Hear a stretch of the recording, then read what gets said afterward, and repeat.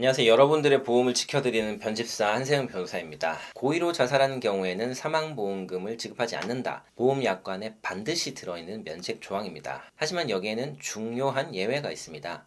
피보험자가 자유로운 의사결정을 할 수 없는 상태에서 스스로 목숨을 끊은 경우입니다. 오늘은 우울증으로 오랜 시간 고통받다가 안타까운 선택을 하신 분의 이야기를 통해서 보험사가 주장하는 고의 자살과 법원이 인정하는 자유로운 의사결정 능력이 없는 상태는 어떻게 다른지, 그리고 사망보험금을 지급받기 위해서는 무엇을 입증해야 하는지 명확하게 알려드리겠습니다.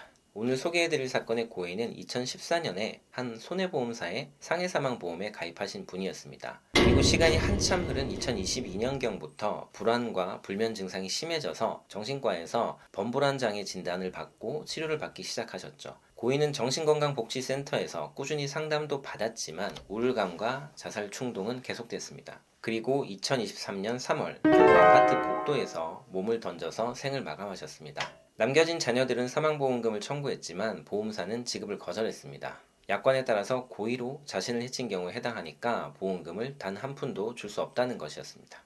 이 사건의 핵심 쟁점은 고인이 사망 당시 과연 자유로운 의사결정을 할 수 없는 심신상실 상태였는가 하는 점입니다. 유가족은 그렇다고 주장했고 보험사는 아니라고 완강히 맞섰습니다. 저희가 유가족을 대리했었는데요. 저희는 고인의 정신과 진료 기록과 정신건강복지센터 상담 기록 등을 통해서 고인이 돌아가시기 전까지 얼마나 깊은 우울과 불안 속에서 고통받아왔는지를 입증했습니다. 그리고 소송 중 감정 절차를 통해서 우울 증상 악화로 자살에 이르게 되었을 것으로 보인다는 중요한 의학적 소견을 받았습니다. 그런데 보험사는 이 감정서에 다른 문구를 물고 늘어졌습니다. 감정서에 고인이 이전부터 구체적인 자살 계획이 있었고 사망 당시 음주나 이상 행동이 없었으므로 죽음에 대한 인식을 하고 사망한 것으로 보는 것이 합당하다라는 의견도 있었기 때문입니다. 보험사는 이 부분을 근거로 해서 스스로 모든 것을 인식하고 판단한 고의 자살이었다라고 강력하게 주장했습니다. 자, 이때 법원의 규범적인 판단이 빛을 발했습니다. 법원은 의사의 소견은 참고자료일 뿐 최종적인 판단은 모든 상황을 종합해서 법원이 한다는 것입니다.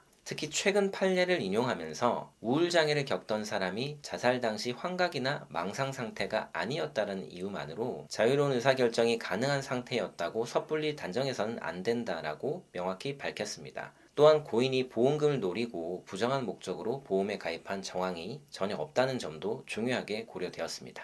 네, 결론적으로 법원은 고인이 우울증이라는 질병으로 인해서 자유로운 의사결정을 할 수 없는 상태에서 사망에 이르렀다고 인정하고 의뢰인에게 보험금을 모두 지급하라고 판결했습니다. 이 사건은 우울증으로 인한 극단적인 선택이 보험금 지급 사유가 될 수 있음을 정확히 보여줍니다. 중요한 것은 고인이 겪었던 고통의 전 과정을 의학적 자료와 법리를 통해서 얼마나 충실하게 그리고 논리적으로 입증하느냐입니다. 만약 비슷한 아픔을 겪고 보험금 문제로 어려움을 겪고 계시다면 억울함이 남지 않도록 전문가와 상담해서 정당한 권리를 찾으면 좋겠습니다. 네, 저 변집사가 여러분들의 든든한 조력자가 되어드리겠습니다. 이번 영상은 여기까지고 저는 다음 시간에 다시 찾아오도록 하겠습니다.